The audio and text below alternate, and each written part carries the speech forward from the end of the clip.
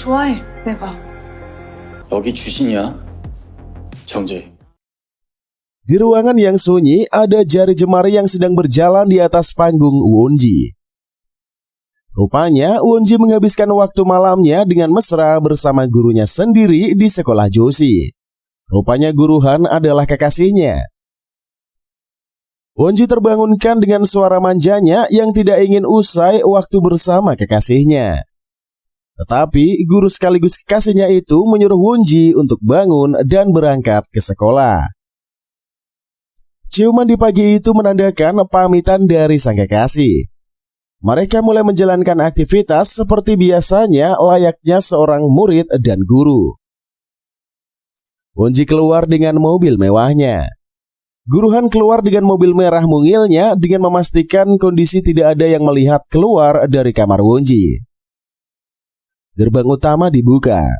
Alunan musik klasik terdengar dan para pelayan keluarga Joshin bergegas menyambut Ibu Kim Ri-an yang baru pulang dari Singapura. Para pelayan berbaris dengan rapi dan dengan setia melayani keluarga Joshin termasuk Ibunda Kim Ri-an. Tantangan besar dan mewah pun tidak luput menjadi cindera mata Ibu Kim Ri-an. Ibunya pun menyambut Kim Ri-an yang kini sudah tumbuh besar sehingga ibunya emosional melihat perkembangan dari putranya.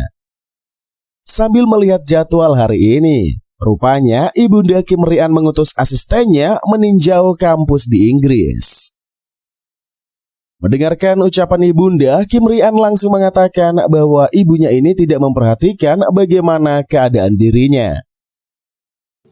아니 그동안 잘 지냈는지 밥은 먹고 다니는지 어디 아픈 데 없는지. 어떤 관심이 부족하니?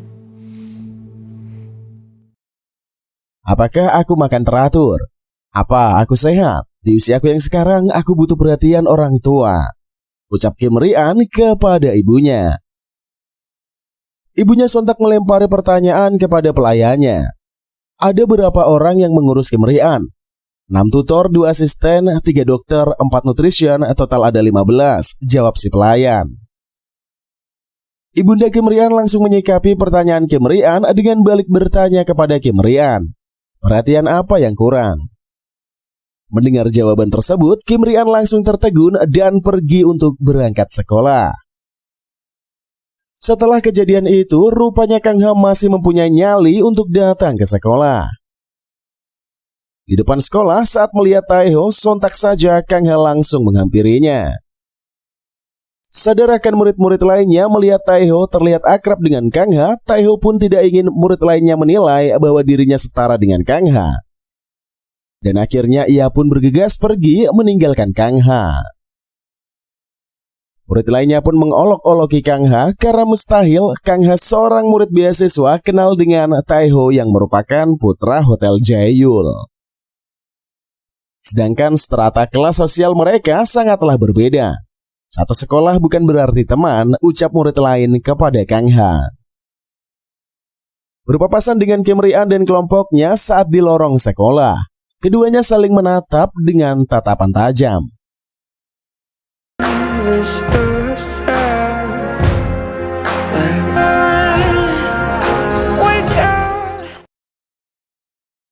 Kim Ri-an pun menghampiri Jong Jae-ri di ruang istirahat yang begitu elit di sekolahnya. Kim Ri-an menanyakan hal itu kembali ke Jong Jae-ri.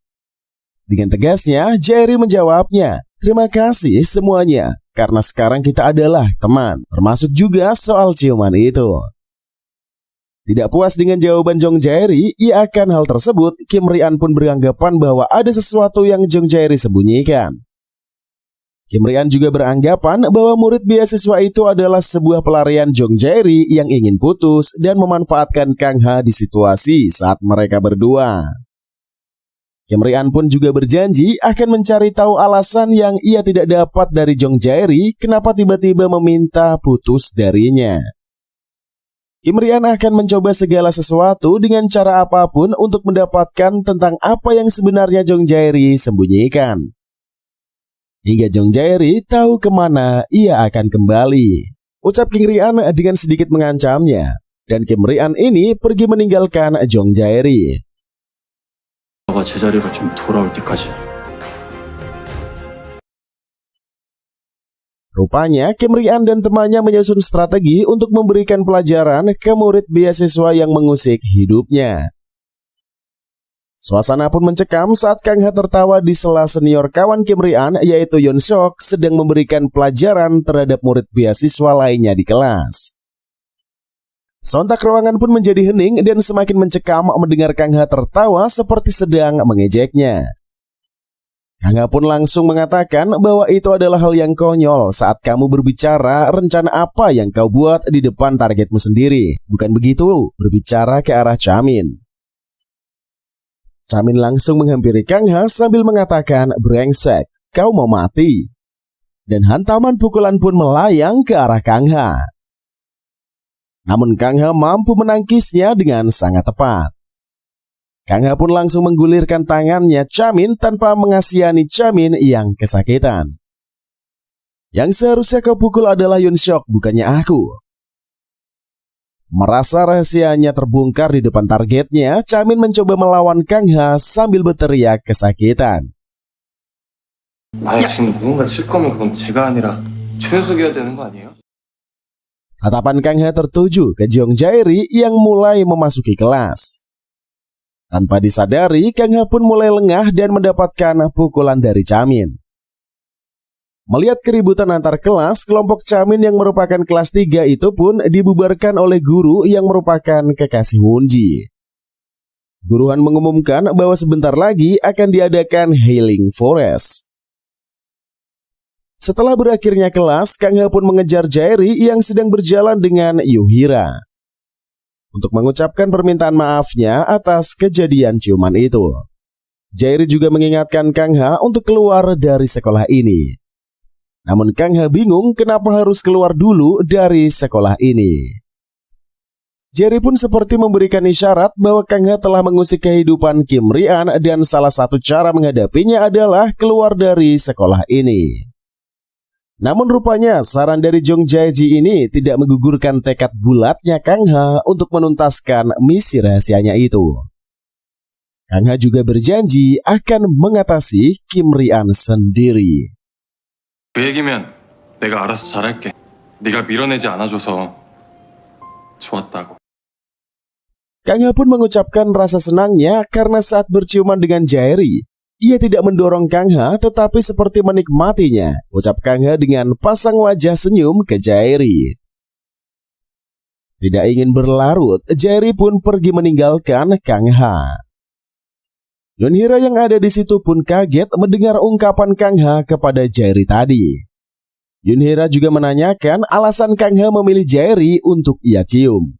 Padahal di situ banyak wanita yang cantik termasuk dirinya.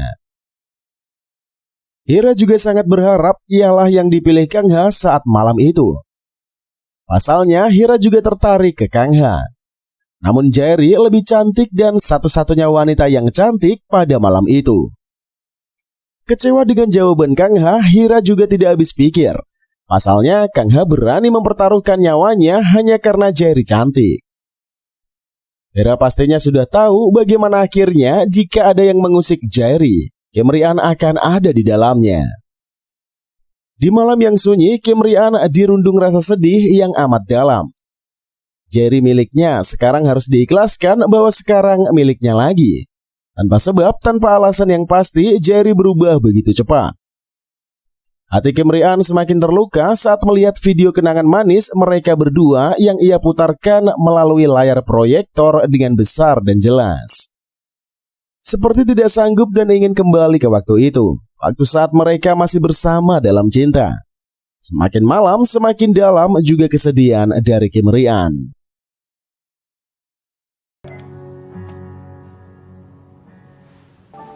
너 내 얘기 어디로 들었어?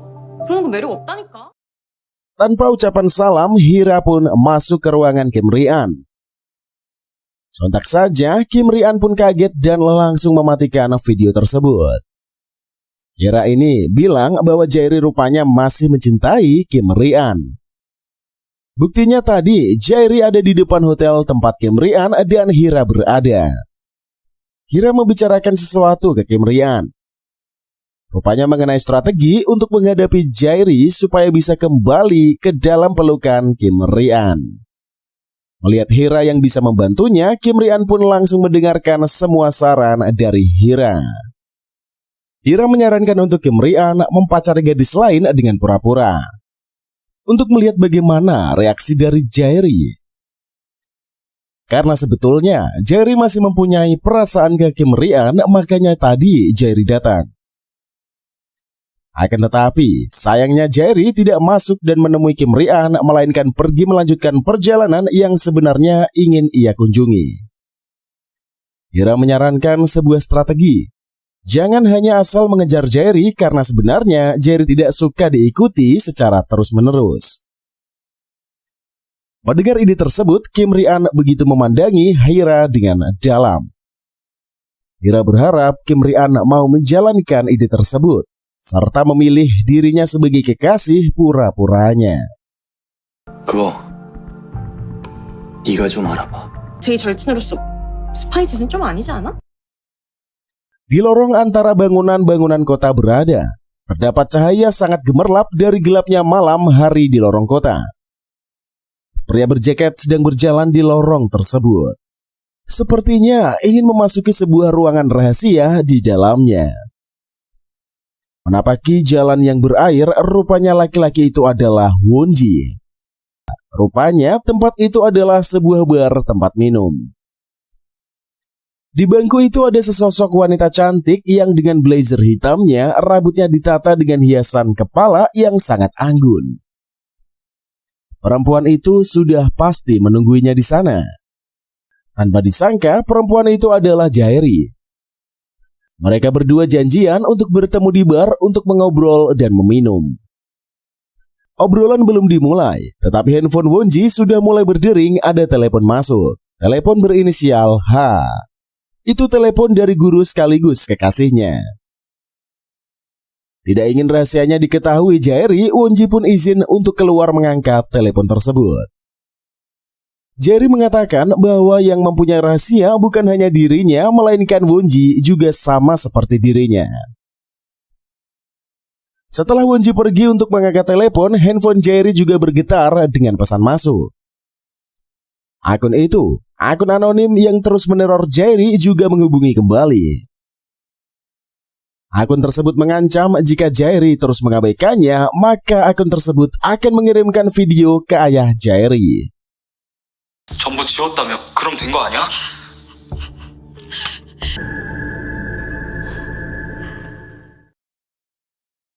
Untuk meyakinkan bahwa akun anonim tersebut mempunyai video itu, maka kirimkan video tersebut ke Jairi. Jairi pun melihat video yang ia dapat dari akun yang menerornya itu. Ternyata video itu berisi saat dirinya bersama dengan Kang In-han. Entah perbuatan apa yang ada di video itu yang sudah ia dan Kang In-han perbuat. Namun rupanya video tersebut terancam tersebar. Hal ini akan menjadi ketakutan yang besar bagi Jairi. Ia takut bahwa ayahnya mengetahui isi video tersebut. Dengan mencoba menenangkan Jairi, Kang In-han mencoba untuk menenangkan Jairi yang sedang ketakutan. Jairi sempat berpikir bahwa sebelum ayahnya mengetahui dan melakukan hal yang dilakukan kepada ibunya, Jairi ingin memilih untuk lebih baik mati saja sebelum ayahnya melakukan hal yang sama kepada ibu kandung Jairi. Untuk menenangkan Jairi yang sedang ketakutan, Kang In-han pun memeluk Jairi. Saat berada di pelukan Kang In-han, Jairi menyadari bahwa di saku Kang In-han ada pulpen perekam yang bisa merekam kejadian termasuk kejadian ini.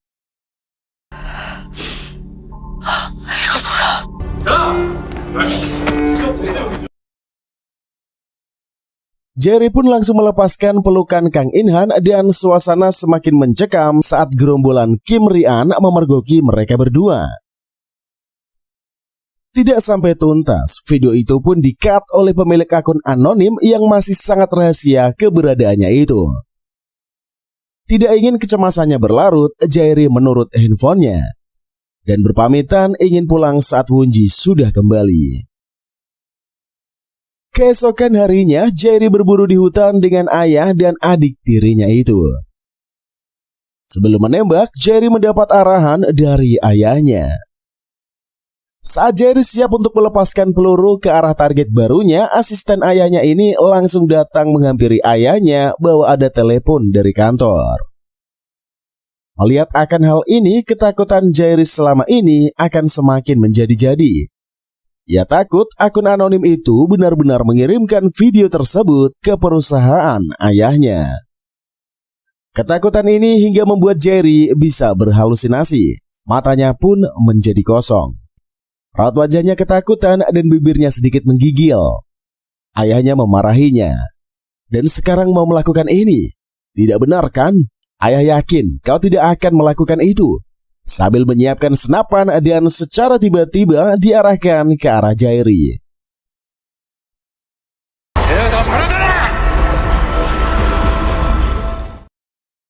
Suasana semakin mencekam dan Jerry hanya bisa melangkahkan kaki mundur seperti saat dirinya siap mati. Tentunya dengan memejamkan mata. Mendengarkan suara ayahnya yang berpamitan pergi, ternyata itu hanyalah halusinasi saja. Jerry melepaskan nafas dengan berat namun lega. Di dapur rumah Hira, rupanya ayah dan ibunya sedang mempersiapkan sarapan untuk dirinya. Ayahnya lebih memilih mengantarkan roti sandwich yang sudah ia siapkan untuk putrinya Hira dengan senyuman manis bahagia. Handphone Hira pun bergetar pertanda ada pesan masuk dari Jerry. Pesannya berisi ajakan untuk datang ke rumahnya. Di saat jam istirahat di ruangan loker, tiba-tiba ada orang yang memberikan obat ke Kim Rian. Menyadari keberadaan Kang Ha di situ, Kim Rian dan Yoon Seok pun saling memandangi Kang Ha dengan tatapan yang tajam.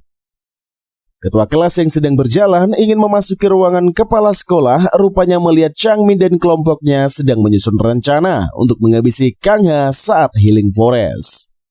Mendengar rencana yang dapat membahayakan nyawa seseorang, ketua kelas pun masuk ke ruangan kepala sekolah untuk memberikan kertas yang dititipkan guru kelas kepadanya. Dengan suara pelan, ketua kelas mengatakan bahwa kenapa kepala sekolah yang ternyata adalah ibunya Sandy. Kenapa ibunya menutupi kasus Kang In Han. Di lain itu, Kang Han pun memaksa gurunya untuk membukakan loker milik Yoon Seok, apakah itu narkoba atau bukan.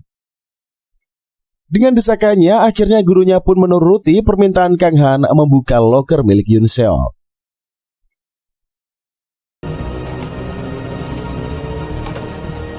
무슨 약인지 누구랑 누가 학교 안에서 이거 거래하고 있는지 그리고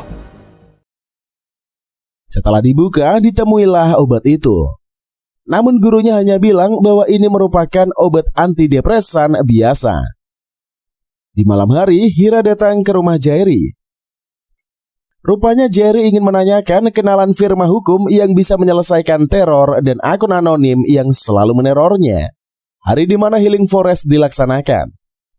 Ketua kelas dengan baiknya memberikan arahan ke Kang Ha. Anggap saja sebagai karya wisata biasa. Ketua kelas juga berpesan bahwa jangan so akrab saat di keramaian. Karena sang ketua kelas tidak ingin hal itu terjadi. 무슨 말인지 알겠어.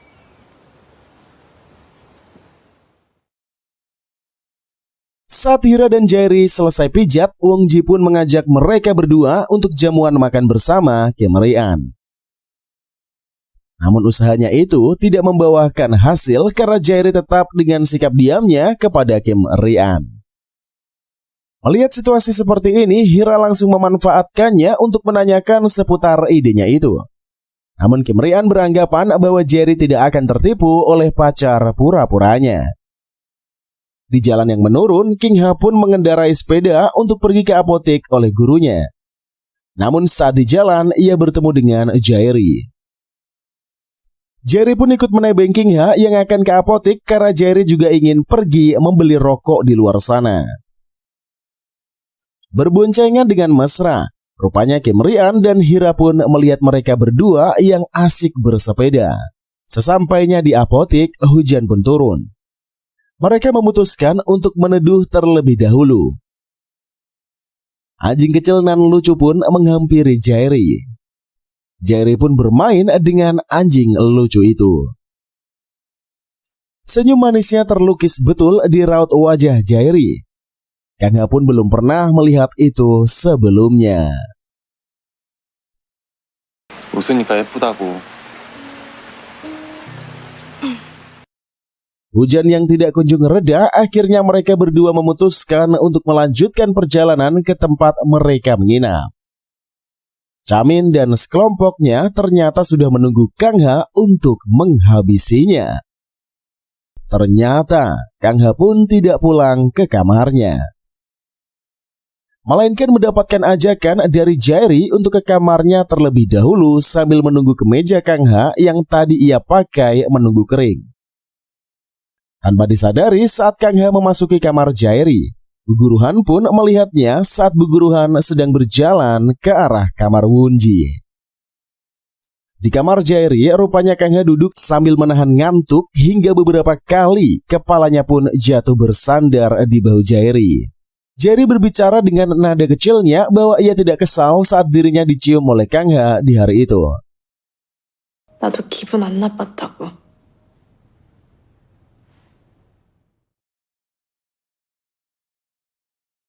Mendengar suara lembut Jairi, Kang Ha pun terbangun dan memandangi wajah Jairi dan mereka pun saling menatap dengan tatapan yang dalam. Mereka semakin dekat dan tangan kiri Kang Ha mulai membelai rambut Jairi dengan sangat mesra. Mendengar kabar keberadaan Kang Ha di kamar Jairi, Wunji langsung menelepon Kim Rian. Dan Kim Rian bersama kepala sekolah bergegas ke kamar Jairi. Mereka pun langsung memergoki Jairi dan Kang Ha yang sedang bermesraan. Dengan marahnya, kepala sekolah langsung menarik Kang Ha untuk menjauhi Jairi. Sepulangnya dari acara Healing Forest, aktivitas sekolah pun berjalan seperti biasa. Penasaran dengan identitas siapa sebenarnya Kang Ha itu, Jairi mencari informasi mengenai hal itu. Hari itu diawali dengan adanya foto Kang Ha di mejanya yang lengkap dengan karangan bunga. Pertanda bahwa ada nyawa yang terancam. Kang Ha tidak takut akan hal itu.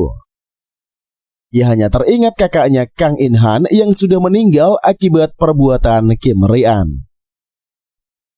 Saat berjalan menyusuri sekolah, Hira bertemu dengan Kim Rian untuk memberikan informasi bahwa hari ini akan ada sidang komite disiplin. Melihat suasana yang semakin keruh, Kim Rian menyepakati tawaran Hira untuk menjadikan Hira sebagai kekasih pura-puranya. Hari itu dilanjut dengan adanya sidang ketua komite yang akan menyidang Kang Ha atas kejadian kemarin di Healing Forest bersama Jairi. Mendengar perintah Bu Guruhan, Kang Ha pun bilang bahwa jika dirinya menjelaskan apakah mereka mempercayainya, ucap Kang Ha kepada Bu Guruhan. Sepertinya kepala sekolah ingin Kang Ha segera dikeluarkan di sekolah Joshin. Di situasi yang sangat menegangkan itu, tiba-tiba Jairi datang dengan menggebrakkan pintu dengan keras. Jairi bilang bahwa Kang Ha bukan masuk ke kamarnya tanpa izin, melainkan ia yang mengundangnya. Jairi pun menarik tangan Kang Ha sambil berkata, "Ikuti aku." Dan mereka berdua pun pergi meninggalkan ruangan sidang tersebut.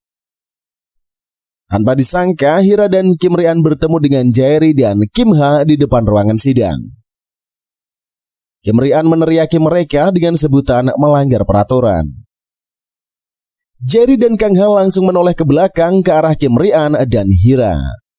Sontak membuat Kim Rian ingin menghampiri mereka namun ditahan oleh Hira. "Jangan ganggu dia," ucap Jairi kembali. 얘 좋아해, 내가. 여기 주신이야? 정재. Kim Rian ini mengingatkan kembali ke Jairi bahwa ini adalah Joshin. Bersikaplah sesuai kesanggupan saja. Namun ancaman itu tidak digubris sama sekali oleh Jairi. Sesampainya di ruangan terbuka di halaman sekolah, Jairi ini bertanya kepada Kang Ha mengenai apa sebenarnya tujuan dari Kang Ha kemari.